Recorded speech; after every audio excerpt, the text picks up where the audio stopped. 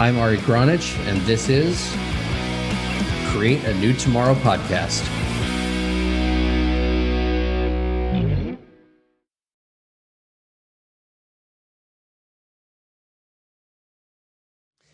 Welcome to another episode of Create a New Tomorrow. I'm your host, Ari Gronich, and here I have with me is Kimberly Spencer, certified high-performance coach and founder of crownyourself.com. Welcome to the show, Kimberly. Go on and tell us a little bit about yourself. Thank you so much for having me on, Ari. I am the certified high performance coach. I'm the founder of crownyourself.com. I specifically work with visionary leaders to help them build their empire and stand out authentically and serve you with their leadership. And it is my soul, like that's like soul is in like the number one and soul is in like soul connection mission, that more good-hearted, mission-minded, purpose-driven, conscious leaders are making more money so that we can seriously transform this planet. That is my big mission, because I truly believe that when more good-hearted, mission-minded leaders are making money, that is what can create the change. And so it's my honor to be able to serve some of the amazing leaders and entrepreneurs that I've been able to help over the past 4 years. And it's been a very fun ride. Awesome. Very cool. Why don't you tell us a little bit about your background and what got you to this place? So my background was quite varied. It was very much from a place of following my curiosity and exploration. I grew up with two entrepreneurial parents, so the entrepreneur gene is kind of like in my blood. But I watched my parents from a very early age. My dad was an addict, and so I saw that struggle between the higher self and the potential of who he could be, and the addictive state of pharmaceutical drugs, of non-pharmaceutical drugs, and of alcohol, and of all the things. And I saw the ability to recognize someone's potential very early on and see someone when they're not living into it or when they're making excuses for it. And I believe that we're kind of blessed with the children that we need to remind us of who we have been, that was kind of programmed and stripped away from us. And I was always a very emotional child. I was big emotions, big feelings. And growing up, that wasn't really praised in my house. I saw my dad escape his emotions. My mom would suppress and repress hers. And so there I was left with all these big emotions and not knowing what to do with them. And so it turned me into two things. One, a bulimic, and two, acting and writing in Hollywood when I was 17. I got my first feature film produced when I was 20, and it was such a fun experience being able to have that dream and see my name up on the big screen. But I was surprised that when I was at the premiere, I was actually only 90% fulfilled. And it was at that time that 2 weeks later after the premiere, I got a notification from a friend of my friend who came to the premiere, because when you write a movie, you get extra tickets. And so her son had come to the premiere and had seen the film and had changed his life based on the story. And the story was a very simple story that was about a young kid who wants to fit in with the cool crowd. And he adapts himself into the high-flying, hard-partying world of freestyle motocross to do so. I didn't know anything about motocross at the time. I just researched it. Like most people are like, wait, crown yourself and freestyle motocross. I know. But that experience of learning that something that I'd created had transformed somebody's life and the story that they were living in into and made them want to be better and recognize their own possibility and their own potential. I was like, I want to do that. I want to do more of that. At the time, in order to support myself in Hollywood, I was also transforming my own story with my body and what was possible for my body, because I became a Pilates instructor simultaneously. So I started out teaching Pilates to support myself in my career in entertainment.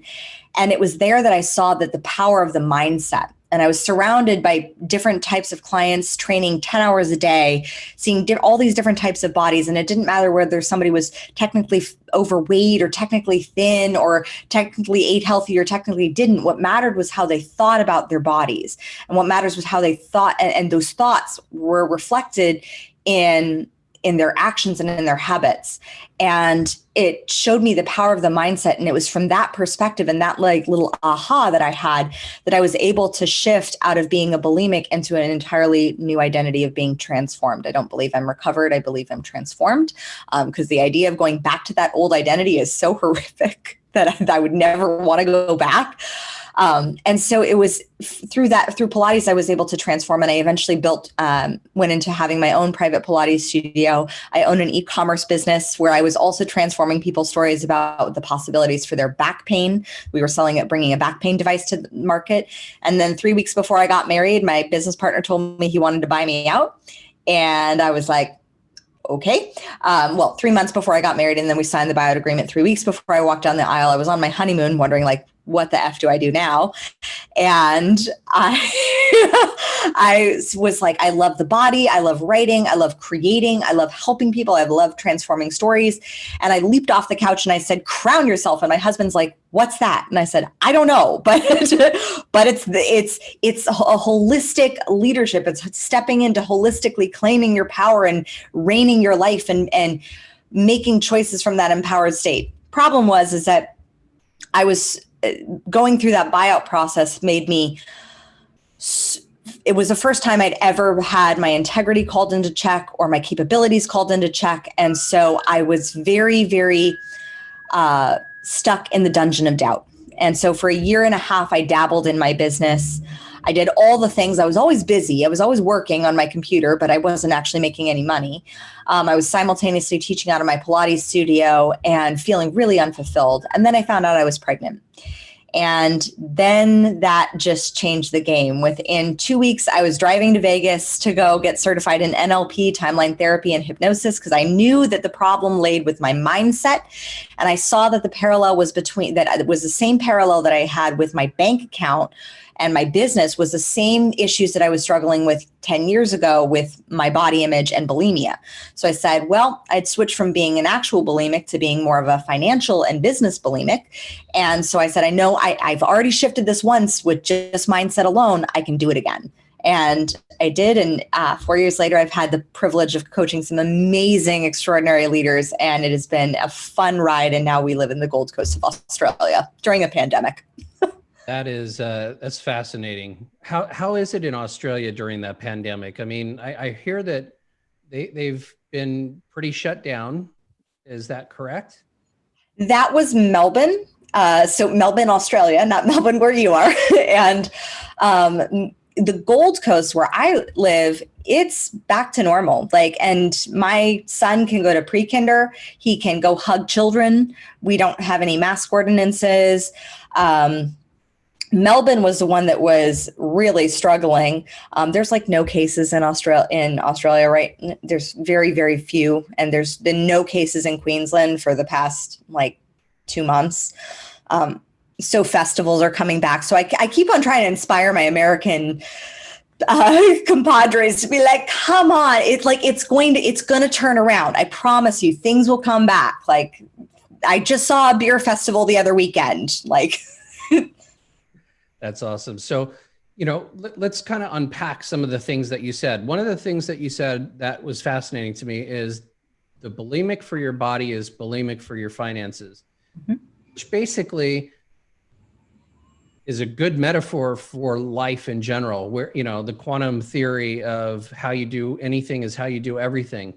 And so tell us about that a little bit more, kind of dig deep into what it is that made that pattern repeat itself after you had thought that you already took care of the pattern. Yeah. The pattern really stemmed from that deeper subconscious belief of enoughness and from deserving. And if you think of bulimia, what bulimia was, it was an emotional thing for me. So I didn't know how to process my emotions. So I would shove them down, repress them, and then explode. And that was what I did with food. And so with finances and money, that was similar to what I was doing. I would take money in, I would receive it. I was okay with making sales, but then it would just explode, and then it would explode beyond, and it got me into a nice portion of debt. It would explode beyond the the capacity of what I'd consumed. And it was seeing that parallel of the beliefs of being enough and the emotions that were attached to it. So there's an emotion that comes with receiving, but there's also an emotion that comes from having and nourishing. So a lot of the entrepreneurs that I work with now, they have like money in, money out. Like there's the bills that they're able to make sales and they're receiving money, but then it's immediately money out. There's no profit, there's no profit margin, and there's very little for them to take home personally. And so for me, what I saw was that there is an energy that comes around having money, having food, having the ability to have something nourish you. And that energy of having, it comes down to a perception of deserving. And that perception of deserving, we all have what's called a just world bias. And I've seen that high achievers in specific, they have this, like the just world bias. We'll see it played out in society where we'll see something that happens to somebody that's not fair. And so our toddler brains are like, we want to be able to to understand it. So we'll blame the woman who gets raped because she was probably wearing a really short skirt and was asking for it because of her wardrobe. And we'll say ridiculous things like that to try to make this illogical thing makes sense to us, to make this world seem quote unquote fair. And so with high achievers, what I see is high achievers, and I'm a card carrying one, have been since I was like 5. High achievers, we tend to put the blame on ourselves. So what happens when we're faced with this just world bias that we all have, where something happens to us that's not fair, that feels funky, and that we feel like we feel like we must have deserved it. We must have deserved this bad thing to have happened to us. We must have deserved these bad feelings. And so we kind of punish ourselves and put ourselves down because of these emotions of what we perceive we deserve. And it really messes with that perception of what is it that we deserve. And so we try to earn our way to getting to what it is that we deserve, when really the concept of deserving is grace. It's being able to accept and receive grace, and it's being able to receive a gift and allow for that ability to receive gifts from others, whether it's a gift of somebody's business or the gift of somebody's money, but being able to receive that. And then so it's earned after it's deserved. Like the actions that we take, we already deserve it because it was placed in our hearts. We already deserve it because we have that dream. We already deserve it because it's a desire and a vision that we've had, which means that somewhere out there in the quantum realm, it is possible for us to achieve it. So we already deserve it because we've thought of it into our reality. Now, how do we go about taking the action steps to get us to that point where it actually is in our present reality?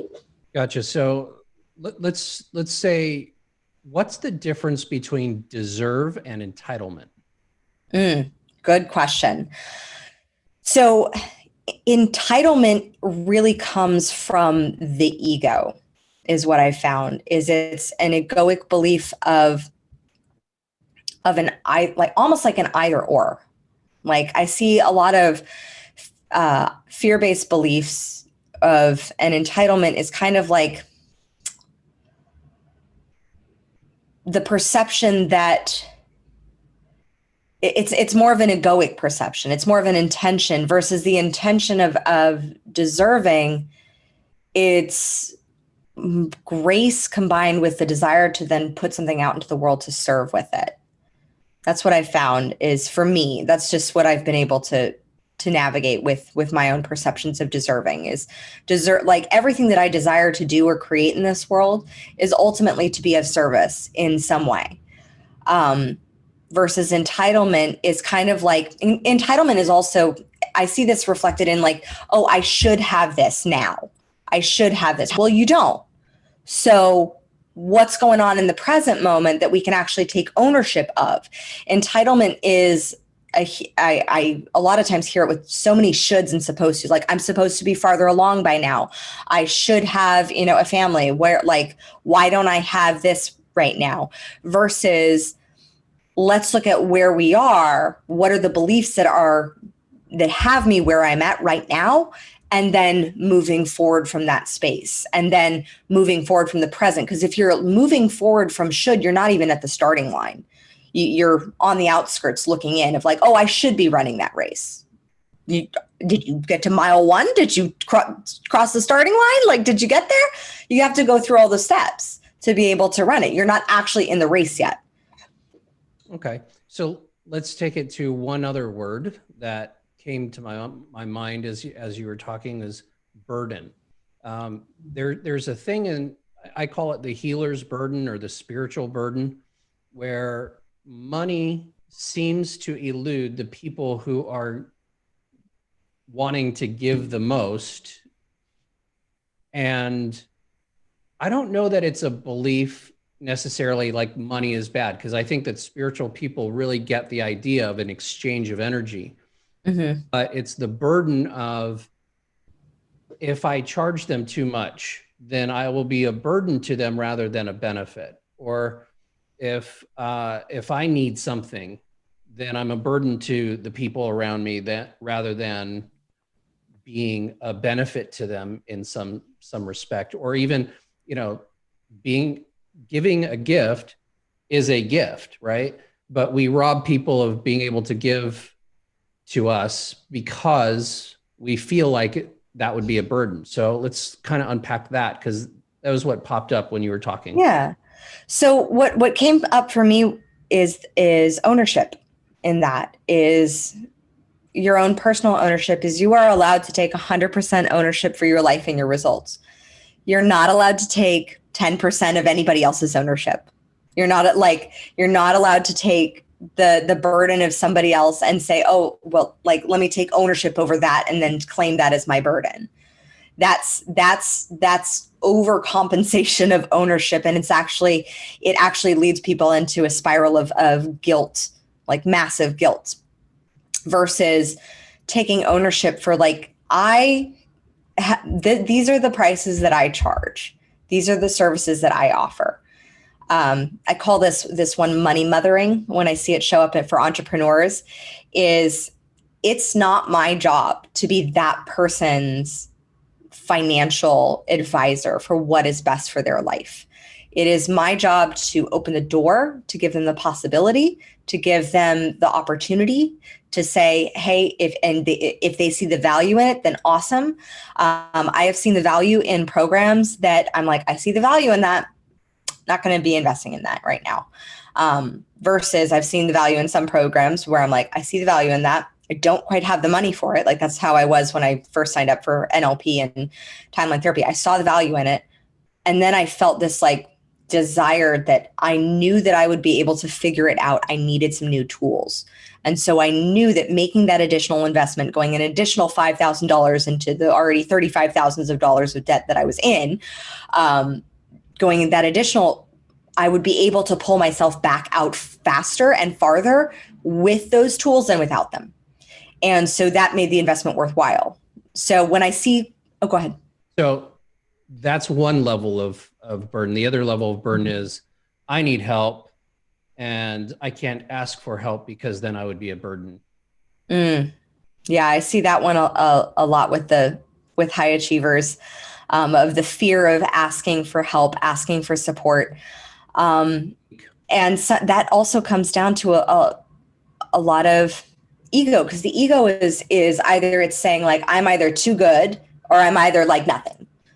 And there's no gray area. It's an either or. So instead, how can you perceive asking for support, asking for help to actually be an act of service for somebody else? Because sometimes people are more excited to serve and to help and to lift each other up. I've just found this personally, than this perception of, oh, if I ask somebody, then I'm gonna be a burden, or it's gonna, like, if you take ownership and you set foundational ground rules in place, and you also hold those energetic boundaries and standards and say like, let me know if I'm asking too much. Let me know if I've crossed the line at some point. Like, let me know. Otherwise, I'm going to keep asking for that support or for that help, to be able to get that support and that help. And if it's the other person's responsibility to be able to say, you know, this is actually going into what my paid programs do, or, you know, this is actually something that I normally charge for. It's the other person's responsibility to hold that boundary for themselves. Awesome. Give me a difference between weakness and vulnerability. These are good questions, Ari. I like how you get really specific with the language. So vulnerability, I believe vulnerability is such an asset, but there is vulnerability when you get caught up in your own story, that can get to the point of where it becomes a weakness. So I share very openly and vulnerably about many of the things that I've experienced and gone through, but it's not from the place of either look at me and how bad or how great or my life is. The weakness aspect, it's an internal compass thing. Like that's something that only you will know, is if you're dancing on vulnerability to the being into the weakness. Like, so I will have, to give an example, if I have something that I'm in process with, like I'm feeling something, I feel an emotion, I'll be vulnerable with saying, you know, I'm feeling this thing. I don't know what it is that I'm processing. I don't know what it is that I'm working through. I know that I'm working through something, but I'll be vulnerable with sharing that. A weakness for me would be repressing it, suppressing it, and pretending like it didn't exist, and then like having it explode and having me explode and be like, oh, I'm fine, everything's fine. No, it's not. So being able to say vulnerably, hey, I'm struggling with this, I'm experiencing this, let me go into this space. That's vulnerability from a place of strength. When it's a weakness or a trigger, that's something that I like to notice. Like I like to recognize when that is coming from a place of weakness, or that is coming from a fear of powerlessness, or a fear of, or a trigger, or it's hitting something that's really raw and personal. That's where I actually like write it down. I'm like, oh, this is one of my weaknesses. This is one of my triggers, and being self-aware enough to know where that gauge is. Awesome. I had a conversation once with a guy down the street from me, and he was a military man. And he said that you can't find pretty much anybody like on the block, right, that could put on a 70-pound pack and march for miles and miles and miles, because they just don't have the health and the wherewithal to do that. And so therefore it becomes a weaker country the less our health is. And yet our healthcare system is really designed not to make people well, but to keep them being treated for being sick. It's, you know, we call it the sick care system versus a healthcare system. You're a lot in that wellness sphere, especially having owned a Pilates studio and so on. So what do you think needs to happen in the world, really, because this is a global crisis, not just an American crisis, but what do you think needs to happen in the world to get people's mindsets on prevention versus reaction to health, to whatever it is that's going on in them? Because we've become what I consider to be a very reactive society versus a proactive society, you know, that works with prevention and making sure they're healthy before you get sick, et cetera, those kinds of things. I think we have to stop our addiction with fear. I think that is the greater addiction that we have right now. I mean, you can get and it prevents us from actually creatively thinking of solutions or finding something. So it puts us in a reactive state. It puts us in fight or flight. And so it's removing yourself from those environments or people that are stimulating and continuously stimulating that fear. And so for me, I personally don't watch the news. I don't watch the news. I haven't watched the news in 4 years. Sometimes like it's on when I'm at the gym, but And I watch it now from a very different perspective where I'm like, it's just like catastrophe, drama, murder. And it's all fear, fear, fear. You listen to it enough and suddenly your amygdala is going on overdrive. And so it really is pulling back from that addiction to fear because it prevents us from actually living with vision and solution mindedness, because we find solutions creatively in a different part of the brain that's not the amygdala. So we actually have to physically move the location of where we are thinking in our brain. And it's not going to happen if our amygdala is going fight or flight, fight or flight, fight or flight, fight or flight. Right. And what happens is also our nervous system. Oh, go ahead. Yeah, let's just define amygdala for those who don't know that it's the reptile brain. So just make sure that, because we don't want to just do industry terms. So just kind of give the explanation of what that is and what its function is. So our amygdala is it's the reptile brain. It's the one that's got us on fight or flight. So it is built into our biology, and it serves a purpose if we're running away from a saber-toothed tiger.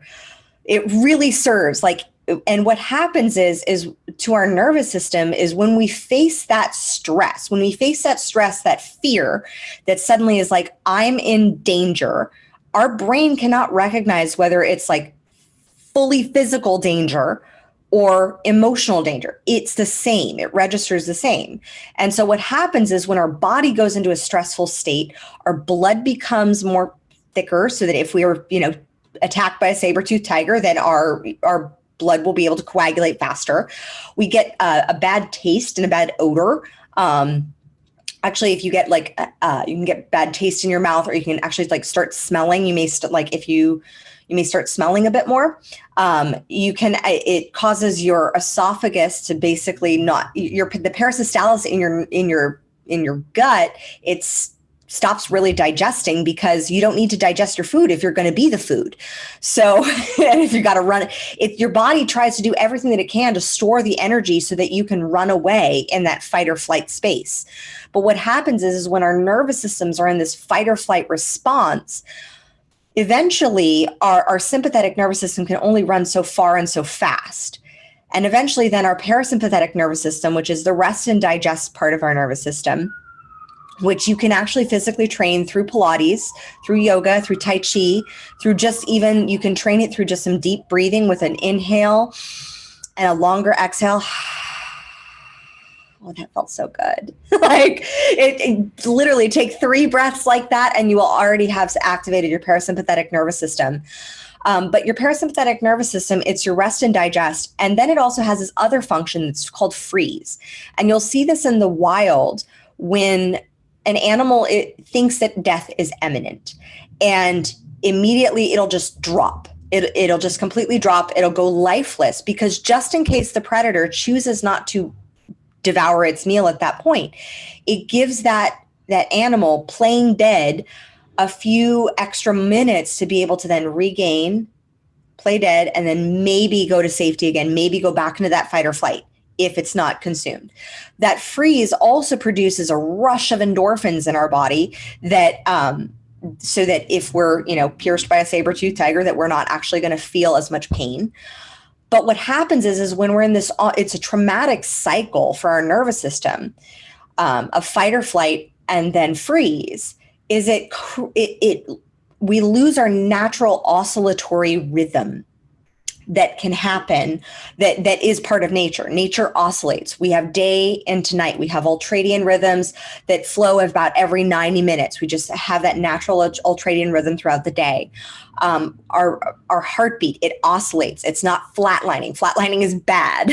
So when our nervous system is supposed to oscillate too. The fight or flight is not a bad thing. It's necessary. Like if the fight or flight gets stimulated, if you're going to go kick that goal, that winning goal in your soccer team match, it gets activated when you're going to give that presentation, and it gives you that little boost of energy to give a little bit more energy to that presentation in the board meeting or on the Zoom meeting now. But So it's necessary, but it's also necessary for us to have the oscillation back into the rest and digest. And so when we're in this space of constant fear stimulation, it's spinning our nervous system into a space of constant and consistent trauma where we're in fight, flight, freeze. And that cycle, that traumatic cycle, can actually cause depression, it can cause heightened anxiety, it can cause chronic fatigue, and can cause all sorts of emotional and physical problems in the body. And so I think the biggest thing to our healthcare system is stopping the addiction of fear and the perpetuation of continuous fear, and instead perpetuating hope and solution focus. Gotcha. So, fear in the body, according to Chinese medicine, is kind of gut, right? It's not like worry would be in the kidneys and anger is in the liver, but fear is in the gut. When somebody is scared of something, or they have a gut instinct to go that way instead of that way, it's that signal saying, oh, I feel it here, I've got to react to that. And it's a natural response. Yeah. Right. So how do individuals regulate that in themselves? Some tips and tricks. And then also, how do we get society back on a track where we're not antagonizing that response to the point where there is no oscillation? It's just kind of like this graph that just keeps going up and up and up and up and up until there's an explosion, right? So to start with, some tips and tricks are to practice any form of exercise or breathing that activates the parasympathetic nervous system. Pilates, yoga, Tai Chi, Qigong. These are all forms of exercise that when you're doing the exercise, they have the breath is a key element in all of them. And you can take that breath. And this is actually how I went from being an exercise-induced asthmatic at 18, where I couldn't run a mile to save my life, to now being able to have run 6 marathons, because I took the breath that I learned from Pilates and I applied it into running. So now I activate my parasympathetic nervous system, even as I'm in a sympathetic, doing a sympathetic form of exercise, which is the long distance running. Well, running to start, and then it eventually kicks into that parasympathetic because Gotcha. Because initially, the sprinting is more fight or flight activating. So doing those forms of exercise, taking moments in the day to breathe, taking moments in the day to practice that sympathetic activation, where you take a longer inhale. If you count on your hand, you can count on your hand for the count of 5 for an inhale, 4 or 5, and then do an 8 to 10 count for an exhale. Within literally like 3 to 5 breaths, you will feel a sense of peace, a sense of rest, a sense of release. I also do, and I'm getting certified in breath work, which is used as specifically for trauma release. So, and that is a tool that I found to be super powerful, where you're using the power of activating sympathetic activation breath, and then being able to pendulate and oscillate back into parasympathetic breath, so that you're able to actually reprogram and release the trauma out of your body and just release it. Because what happens is our body remembers this, like the stuff that we've been through. Our mind is very kind, and our subconscious mind will repress things that we're not fully ready, or that are too overwhelming emotionally for us to process. But our body does remember. And so that's why, even if like you see somebody and you suddenly get this like gut instinct and your body reacts and you're like, this doesn't make sense, this person was just like walking right past me. But you get this like gut response, and your body will respond, because your body still emotionally recognizes it. Your body still sees it. So doing body work is really key. Yeah, we call it the issues that are in the tissues. And I do some pretty intense, highly unusual, deep tissue, emotional release body work, but I do it that includes breath work. One of my close friends was one of the 5 founders of rebirthing, which is an amazing breathwork technique that was developed by Leonard Orr back in the 60s. And so I've had a lot of experience with that, but I've added an element that's highly controversial, which is psychedelics to the process. And I find that you can get so many more of the issues out of the tissues than, say, talk therapy alone, or hypnosis, or just body work without that intention. But it's a really powerful technique. Breath work in general is very powerful to calm your system. I know that the Navy SEALs use box breath, which is 5 seconds in, hold for 5 seconds, 5 seconds out, hold for 5 seconds, 5 seconds in, right? So it's literally, and that's what they use in the middle of wartime or battle, because it calms that adrenal response in the system. It's pretty cool. So how about society as a whole?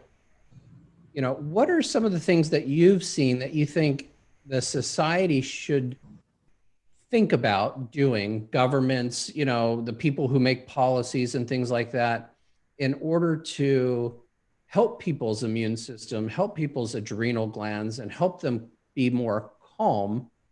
And what's the effect that you think that that'll have if we got back to some of that more connected breathing, connected way of being, versus always in the fight or flight?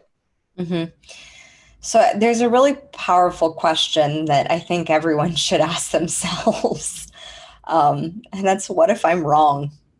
Because so often our cognitive bias is going to want to just find that information that just backs up what we already think we know, versus allowing ourselves to question and explore and learn and grow.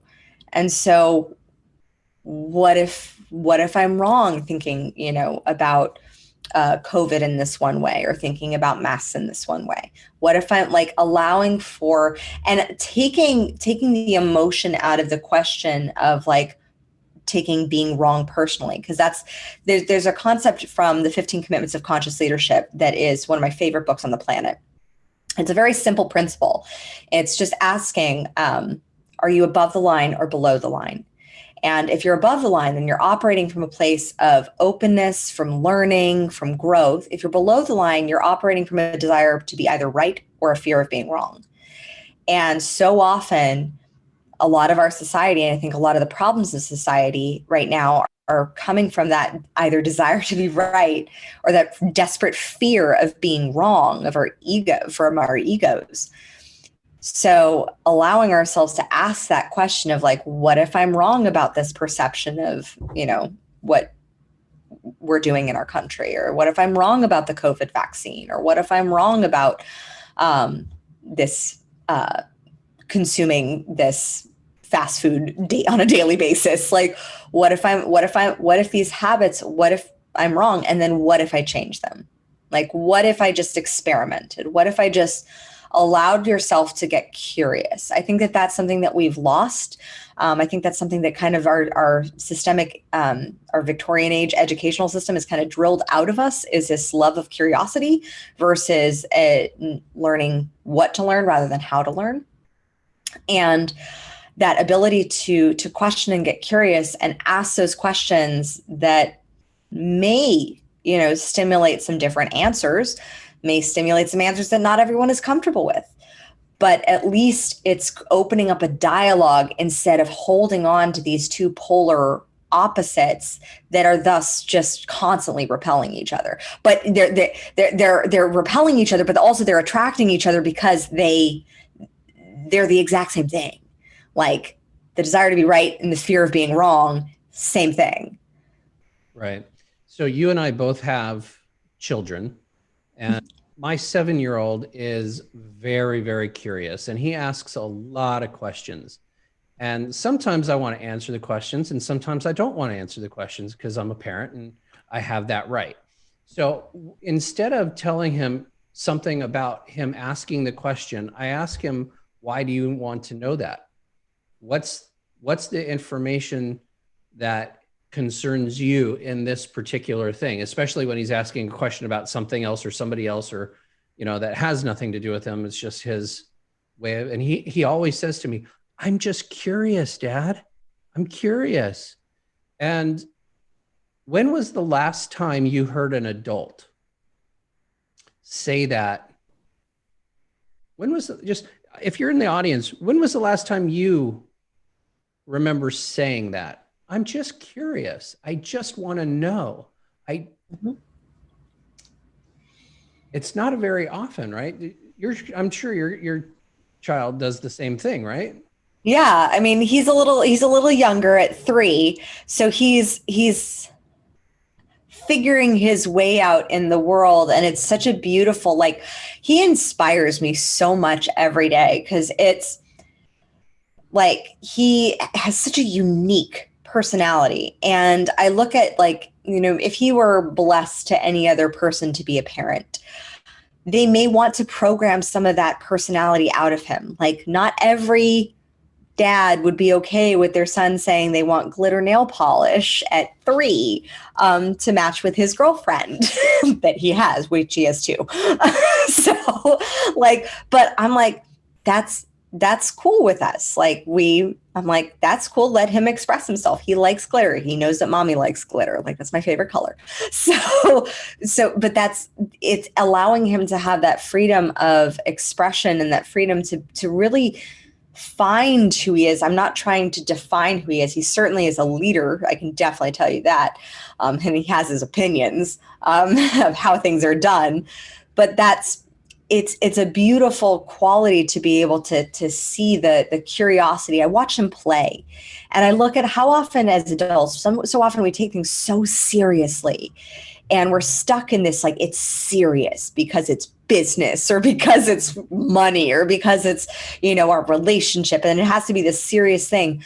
Whereas really, like, when you learn the most, it's when you're a kid, it's when you're a toddler, and you're learning through play. And you're like, when I watched my son learn how to walk, I got to see this beautiful experience of failure multiple times, and him not shaming himself for it, him not getting upset with himself for it, him just going, oh, okay. And he surrounded himself with people where that was normal, because everybody else around him was walking on 2 legs. So how often are we doing that, where we're making curiosity and play seem normal? Or are we surrounding ourselves with people who make being very serious, and this is a professional matter, and we put these labels and have to be this buttoned up thing, and that's how we should be doing life and business and whatever, versus allowing for that sense of play, allowing for that curiosity that comes with play, and the discovery process that comes with it. And I think that discovery process of just asking yourself, removing the ego and asking yourself, what if I'm wrong? Then awesome. It allows for you to play with other options, and then to see, okay, is that one that I like? Is that one that feels good for me? Is that one that feels right for my body? Is that one that feels right for my family?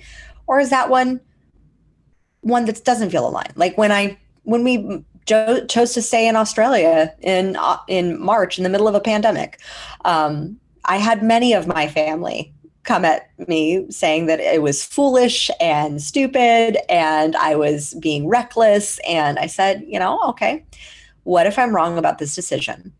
And I checked in with my gut, and my gut said with 100% certainty, staying is the best choice that we could make.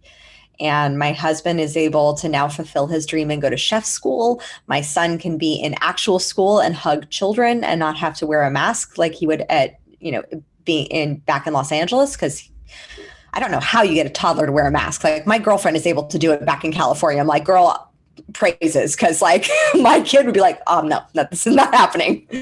But it's like it was a decision that was based on my assessment from my gut and knowing where certainty and trust lie in my own body.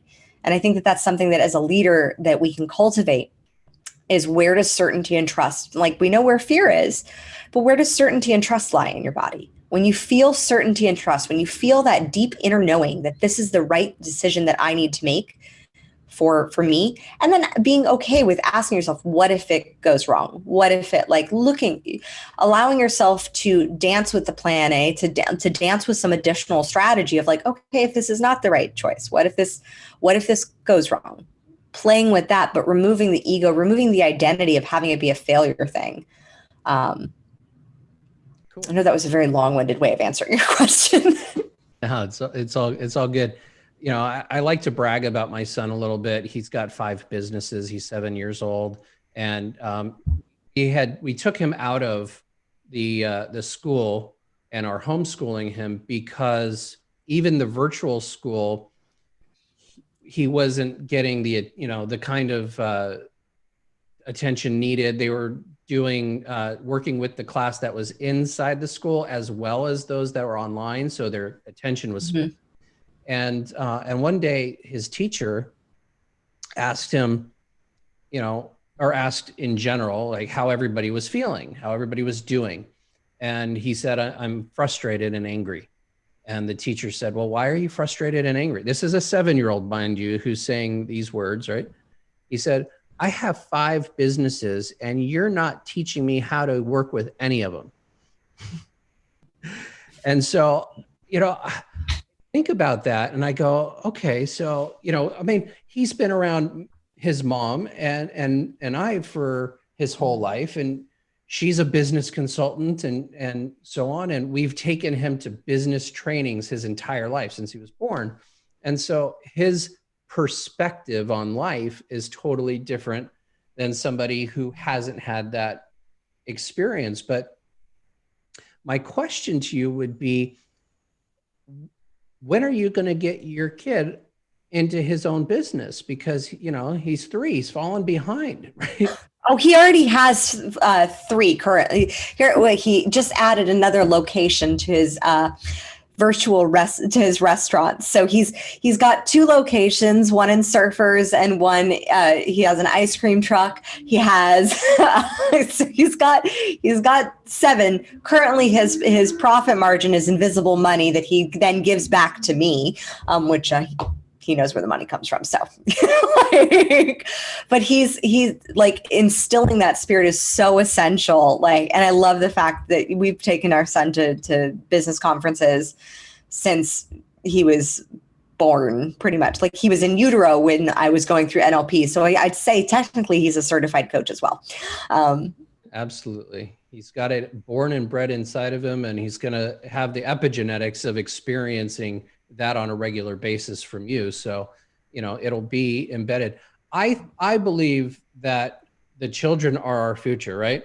And I say that because it's a song, but what I mean by that is I have a lot of hope for maybe not this generation, but our kids' generation, creating a world that's different. And I wanted to ask you a question, because you're in Australia and you're from the US, and so many businesses are starting to go nomad. And the question to you is the new world order, so to speak, or trying to have a one world government or one world without borders, so to speak, is that such an awful thing? Because it seems to have such a huge reaction to it. But I'm looking at the world and the generation that's coming up, and people aren't going to be stuck in a building for 40 years in one chair, in one building, at a desk, with the same people for the next 40 years. People are starting to travel and become nomadic business people. And the whole border issue is just very fascinating to me, because you're a marketing person. And so, you have the ability to travel the world and explore. And I believe that exploring the world is what brings us a new mentality versus our little echo chambers, right? So let's kind of unpack a little bit of, I like solutions to the world. So how do we create a new world that has all those nomadic travelers, where the borders aren't so like, you can't come in and you can't come in and we don't like you, like everywhere I've ever gone, they always have what I call because it's the US, I call the Mexicans, right? Because we always say the Mexicans are coming in and taking our jobs. When I was in Greece, it was the Algerians. The Algerians are coming in, or the Albanians, they were coming in and taking our jobs. Every country has those people. Every country has that. Yeah. Every country has that. And so to me, Australia, they have it here too. Like one of our friends is in Australia, is a winemaker, and saw he's like, Australian teenagers, they don't want the Australian. He said we cannot find an Australian worker to do the work that the Vietnamese will do, or that an Indian worker will come over here and do, because they'll get it done faster. Like an Australian they may get it done, but he just said he's not finding that. He finds that the immigrants are actually more desirous of those harder labor jobs in some ways. So as far as the digital world is concerned, I mean, I don't know if it's such a bad thing, but I do know that any sort of new world, there has to be a foundation of the values. And I think that's the difference in all the countries currently. China has very different values than the US. Australia has different values than the US. Is it the people that have the different values, or just the government? Because I think the people too. Really? And it's not that one country's values are good or bad or the other, but it's just they're different. So like, let's say America, people value very highly freedom. Whereas if you have another country that values very highly safety, that's going to be a conflict of values. If you're seeing, if for people who feel like their freedom is being taken away for the sake of safety, versus people who feel like they would give their freedom away for the sake of safety. So that's a mismatch of values. So it would come down to, how do you organize 7 billion people into having aligned values? Right. So I don't think that, okay, so I'm just going to put this out there. I don't think that we need to have individuals with the exact same values. I think people can experience safety, and some people can experience, freedom, and they can choose that. Here's where that question really comes from, though. I was in Israel, and I found that the people of Palestine and the people who were in that country lived amongst the Israelis very happily. They, different religions, different belief systems, different everything, and yet they lived pretty comfortably together. Mm-hmm. Always that small faction that is pretty well government or a centralized leader that is trying to cause the havoc, right? Whether it's Israel government or Palestine government or US government, I've always found, when I really dig deep and look at things, that the government has an agenda that is completely different than the people. And the people pretty much all want the same things, which is they want their families to be safe. They want to have the ability to be able to express themselves freely.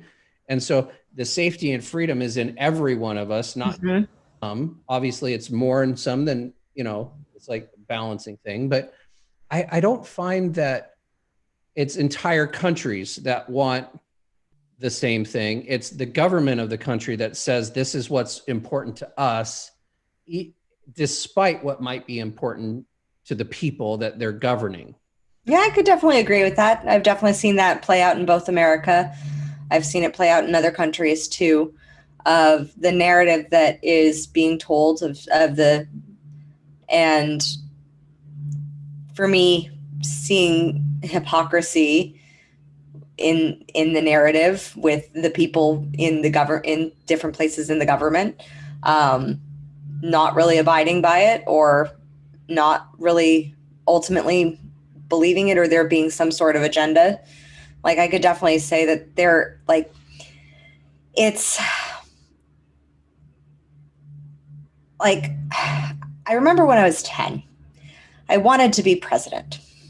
And now there is not a job that I could want less, because the idea of creating this identity that is the sellable identity that you can sell, and that's what it is. It's a persuasion. Our elections are a persuasion battle, and that's what sales is. Persuade people to buy into. And it's fascinating because I see these messages, they're very similar, but it's the more chunked up you go, the greater agreement that we're all going to get. Like, we all can agree that we all want hope, we all want change, we all want safety, we all want freedom, we all want greatness. And the more you chunk down at the details, it's definitely there. You can see that's where people start to split, and that's where divisiveness happens. And I'm not the biggest. I definitely am aware that there are some people who are in power that want to stay in power, and that's something to be aware of. And that there are some people who are making a lot of money right now who want to continue making a lot of money right now. And I love making money, but it's looking at what is the intention and what will be negotiated for that. And that's why I think that as more good-hearted, mission-minded, service-based leaders start to make more money, that is when we can definitely see a change in the world to being more accepting and more empowering of each other, and empowering of each other's health, and empowering of each other's choices, rather than I'm right, you're wrong. Yeah. It's funny. I posted something on a site recently, and it was just me literally saying, I'm really interested in having a party for the holidays with this group of people, this kind of party, like fire dancers, and it's a Burning Man-ish kind of party at my house. And I was like, would anybody be interested in that? And the post got eventually taken down after about 130 some odd comments. Some people, yes, and some people just were like calling me names like, oh, you believe in eugenics and you're trying to kill people, and you're a pandemic rat or something like that, a disease. Wow. Or something, like thinking that this is what I'm about. And I'm like, you have no idea who I am. I didn't even say anything like I'm having a party. I was like, I'm really interested in this. Would anybody else be interested in it too? And it was just fascinating, the experience of going through such intensity of belief, and yet no one asked me a question about what it was that I was thinking. Like, are there going to be masks? Well, I was like, you're an adult, you can wear one or not. It's at my house. I don't have the restrictions of a business, right? I was just like, but there wasn't a whole lot of curiosity. There was just a lot of blame and a lot of shaming and a lot of, tearing down. And I found it really interesting because in the name of that particular group is the word love. And I found that the people really weren't expressing the love, So it was just really fascinating and interesting to me how closed-minded and inside of a bubble and unwilling to hear even a fact or to acknowledge that a fact is a fact. Like a mask that you wear, like a cloth mask, I think it filters to something like 10 microns, and a virus is 0.01 microns approximately. And so one is smaller than the other, and it can probably go through, and it's not going to, that mask isn't going to probably do much for you. And so, that's like a fact, and people can't grasp the fact that that's the fact. There's no opinion there. There's no possible other explanation there. It's just, that's the fact. I didn't put a commentary, Right? It's their emotion didn't agree with your fact. So That's the thing, is when we're driven and charged by these emotions of fear and blame and guilt and shame, when we're charged by these, and the internet is a very, very safe place to be charged by emotion, because you're not going to get punched in the face. like you're most likely people are saying things that they wouldn't actually say to your face. Like my husband, because has a bit of a following and some fan base in the anime and voiceover world, he's had some really gnarly things said via Twitter about him. And I'm like, like people wishing horrible things. And I was like, they don't even know him. It's something that somebody wouldn't have enough courage probably to come up and say to someone's face. And people are very easy to be offended right now. I think we have a culture that's not really allowing for communication. We're more interested in speaking than in listening. And I think that our communication breakdown is something that is a massive issue culturally, that is something that does need to be addressed as to how to communicate. How do we actually communicate? How do we communicate from a place of empathy? How do we communicate and connect? How do we communicate and disagree with someone? Like, I've been friends with people that I have disagreed with my entire life, and I love them dearly, and we have differing opinions, and that's okay. And I know that they would come to bat for me, or they would come help me if I needed it. And we disagree on things, and that's okay. But we've gotten into this very, especially with online, and especially with social media platforms being the only place that we can really gather as a giant group right now, we've gotten very tribal about our communication. And if somebody is not a part of this communication tribe of all the things that we believe and all the emotions that we share, then we excommunicate them. Then they're out of our tribe. And then we just cancel. This cancel culture is what is hurting our country and the world. And it's canceling out someone's opinion just because they disagree with you. I mean, at some point, somebody is going to it's the same as canceling somebody's opinion because you like minty toothpaste and they like strawberry. That's an opinion. That's just as much a belief as any other belief. It's all about the watermelon. That's not my jam. I'm a minty toothpaste kind of girl. My son, we get him the Tom's watermelon. Anyway, let's get on to more happy talk, marketing tips, entrepreneurship success, those kinds of things. We don't have a whole lot of time left, but I wanted you to be able to get into that because, like you said, your passion is really all about helping heart-centered leaders become wealthy. So how do you do that? Well, it starts with vision, and the foundation of your empire is really the values that you stand on. And for me, I work with a lot of former people pleasers who have really good hearts and who really want to serve, but they have struggled with people pleasing or the desire to be needed. And so they make their business an entity in which they are needed, that then is their business is then a vessel that is controlling them, which is going directly against the reason why they started their business, which was freedom. So getting very clear on the foundational values of your business, of what is it that you want to create? What is it that you bring to the table? What is it that really sets the foundation? And when you're clear on your values, these values will guide who your customers are, who your team is that you hire.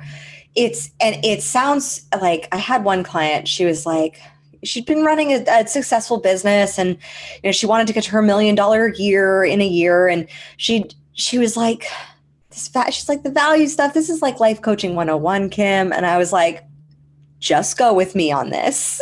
Just trust me.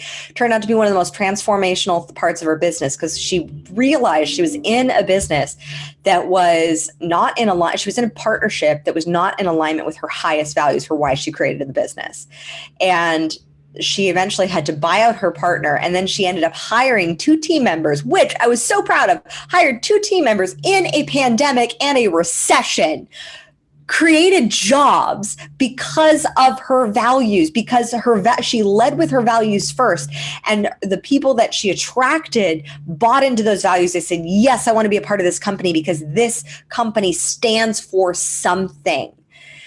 Being these wishy-washy companies that don't stand for anything, when people are like, well, you're just another, like, what, influencer on Instagram? Like, what do you stand for?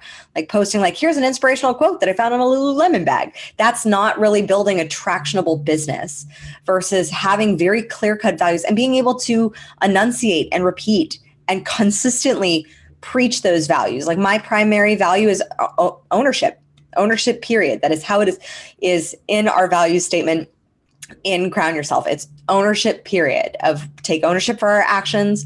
We take ownership for our lives. We let our customers take ownership, because sometimes you will come up into a situation where maybe a customer wants a refund, and that refund is outside of the refund guarantee.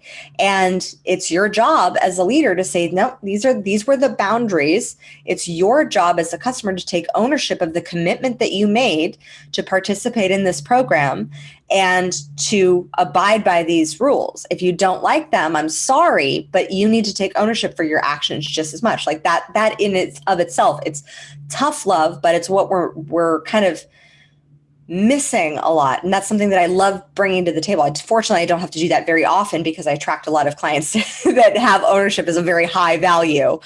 But setting that foundation and then being able to communicate those values, being able to preach them in your marketing, in your internal messaging, and being able to constantly reiterate that those are the values that you stand for.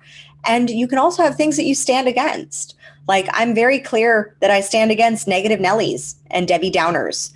And like, I can get on a topic that I'm like about certain things that I disagree with, but I'm not going to pull myself down into like a negative state, because I have such immense hope for the world and I believe with such possibility. I cannot be a mother and think that I'm not leaving a great world for my son. Like, that is not within my realm of belief system, that I will even allow that this world will not be amazing for my child. And I will work my hardest to be able to make it so, and to serve other people to help them grow their businesses so that they can also help me in this mission. That's pretty awesome. And I appreciate that.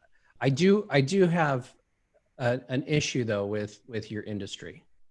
Yes. Oh, I have a few too. So go for it. Marketing industry has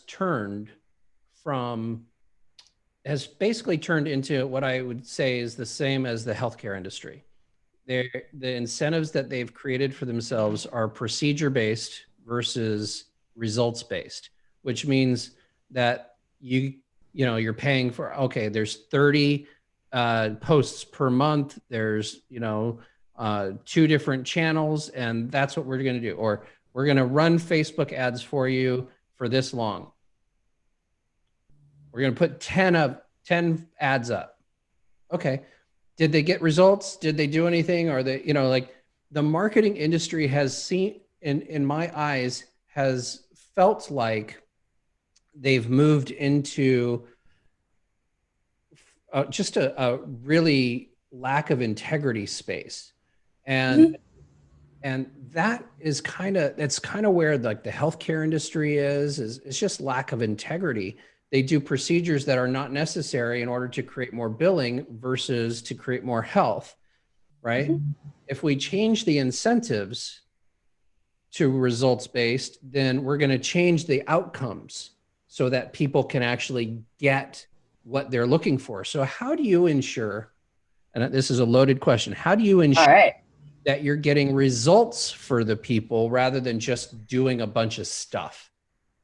Oh, for me, it's like I'm in constant dialogue with my private clients on what they're doing, and they have action steps that they need. Like it's a result of, they also have to show up as well. So it's both parties taking ownership.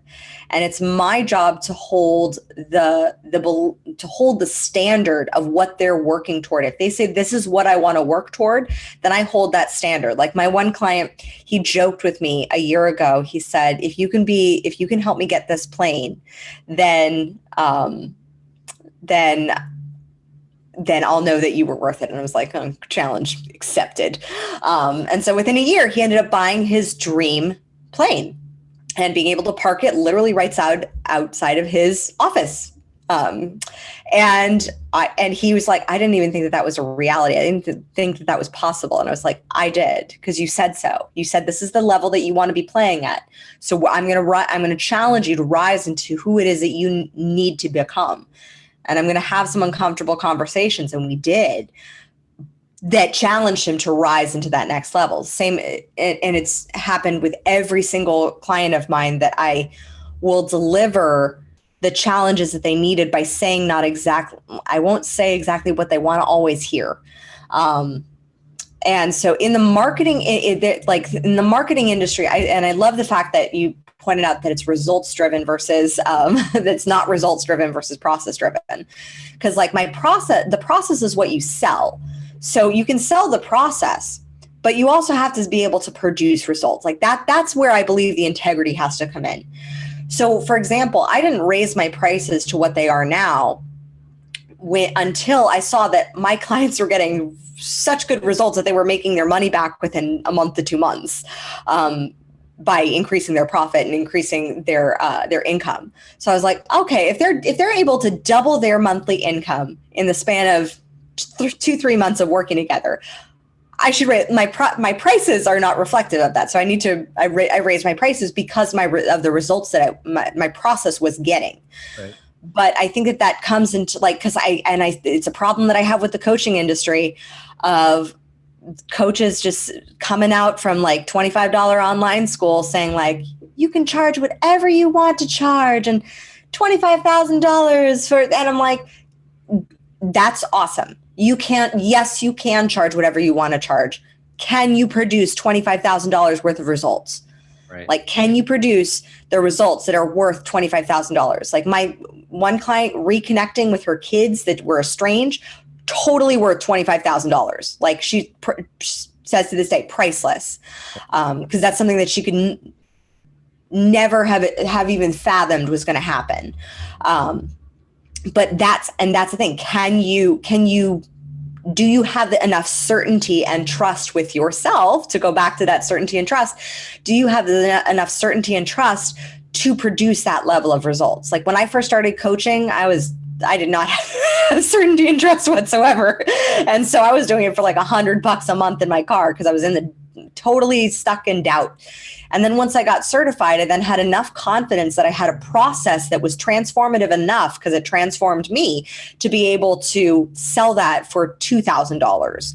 And so I started selling it for $2,000. My clients were getting great results. They were getting better relationships with their kids. They were releasing past relationships. They were able to heal from divorces. They were able to start up their businesses. Like they were starting to get progress. They were starting to manifest and attract in clients and partners and deals.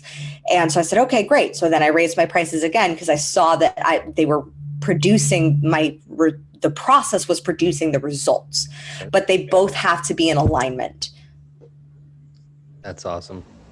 You know, I have this book, this course that I created. It's called the Performance Therapy Academy Certification Course. It's a continuing education course for the industry, basically chiropractors, massage therapists, PTs, anybody who touches or trains a body really should take that course. And it's interesting to me because one of my students, the very next day, he calls me up and he says, we just did one of the techniques that you gave us to do for my autistic daughter who has massive, uncontrollable anxiety attacks that last sometimes hours, and usually in the middle of stores. And they used this technique, and within 30 seconds, she was calm. And then another one said to me, I had a client come in, she just wanted to learn how to use the equipment in the gym. And I did some of the things that you wanted, that you taught me to do. And now it's 3 months later and she's lost 50 pounds and is hiking up a mountain in Colorado, and I'm like, that's what makes me feel good. Not the information, the teaching of the information. It's fun, it's like cool, but that's the thing that I get charged by. I get my energy goes woo when I hear the results of the people that I've touched. And I just wonder how much better people would feel about themselves if they did the same thing. And I think it's really all about that fear thing that you were talking about at the beginning, is people are so afraid of life and they need the money. And so they'll do anything for it. And then they feel bad, but they still keep doing it because they're getting that reward, right? But how much? To some degree, sometimes it's even not that much of a reward. How much better would they feel when they can see the results on a consistent, regular basis with multiple people all the time? Like in my world, as a sports therapist working with Olympic and Paralympic and pro athletes, if I didn't get the result, I didn't have a job, because they had 6 months to, or however long to get back to playing a sport where they were making $1 million plus a game or an appearance. Yeah. And it costs a lot of money if they don't get back to that thing that they're doing, right? Yeah. So you can't not get the results. You have to have that level of care for the person you're working with, enough to know what to do for them specifically in order to make it work. And it's just, I get pissed when the systems allow for, I get pissed when the systems allow for people to be taken advantage of that way. Yeah. And so, let's get back to you. I mean, you and I are totally in alignment, because I've never even, the thought of of a client not getting results is just not even within my wheelhouse. Like that's not even a possibility when the thought that, I'm going to have you involved with this program, but not get results. I've closed programs because I saw clients, I said, I literally just did this. I saw a program. It was, making some nice money, but I wasn't seeing the participants participate. And I'm like, I know I'm not going to mother you, but I'm going to take this option off the table so that you're not using it as a crutch, and so that you can actually do something that's going to actually enhance you, which was, I offered a very new low cost private coaching package for people making 5 figures. So if you're not yet making 6 figures, I said, look, I get it. You can't drop what my clients who are working with me for 6 to 12 months, but you can do this. And I know this because I was in your spot. Right. So I took the membership option off the table. I said, no more $99 a month, because you're showing up at that level. And I'm going to give you this option. And some took me up and some didn't. And it just showed me who the dabblers were and who the ones who were really serious, who were like, this is my time. This is what I want to do. Absolutely. So why don't you give us about 3 or 4 actionable steps, actionable tips, tricks to becoming the influencer that you really want to be in life? So step 1, take ownership. You are not your results. You are the cause of your results. So So often it's very easy for us to identify with our results, the number on a scale, the number in our bank balance. Instead, those numbers are just a reflection of the actions that we've taken. So instead of getting down on yourself for like, oh, I don't have this, or oh, I gained 5 pounds, or oh, I did this thing, or oh, my social media numbers dropped, or whatever it is. Look at the actual action steps of like, what did you do this past week that caused that? Look at those action steps, and or what did you not do that you had done in the past? Because that will give you a very clear tactile playbook as far as like what works, what doesn't work for what you're looking to grow. Another tip is to question what you know. Just ask yourself the question what you think you know, whether that's a belief, because everything we're working with our beliefs every single day, and they're so unconscious to us. So say, for example, something is just as silly and as simple as like a belief like, oh, this the client turned me down, so that means that, you know, I struggle with sales. Does it necessarily? Is it possible that maybe that client wasn't the right client for you? And if so, what else could be possible? Is it possible that maybe your messaging is a little off so that you're not attracting the right clients? So allow yourself to ask better questions. Ask questions that provide, instead of saying like, why is this happening to me? Ask questions that provide moving forward. Like, what if this happened to you? Or what and how questions will always produce more strategy and forward thinking than why questions. Yeah. One of my mentors used to say, how can it get any better than this? Whether it was horrible, really, really good, that question still works. How can it get any better than this? Yep. And I learned this one from my mentor. It was, how is this the best thing that ever happened to you? No matter how awful it was or the worst. I mean, and when you look back, because hindsight is not 2020, hindsight's an asshole. Like hindsight, because you're looking back with the tools and the resources that you have now that you didn't know when you were making those initial decisions. So hindsight's not really 2020. So allow yourself to ask those questions that can lead to greater change. It is, hindsight is 2020 if 2020 is this year, because we've had an asshole of a year. 2020 was not what 2020 definitely allowed for some powerful perspective shifts. And then my last one would definitely be watch your language. Watch what you're saying to yourself. Just watch. Are you saying you can't a lot? Are you saying you'll try a lot?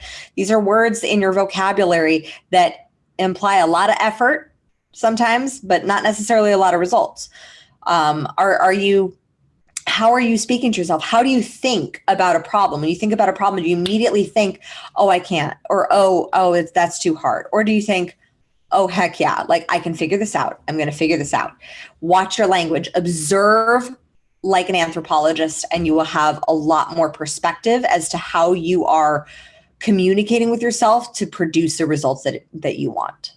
Awesome. Yeah. My son is checking out the Star Wars world. He's watching The Mandalorian right now with, I guess, Baby Yoda, and you know, there is no try.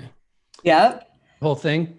And so I've been working on, because obviously we always say, I'm trying to do this. But I've been working on, I'm doing my best. Mm-hmm. I'll do my best. Instead, I'll try.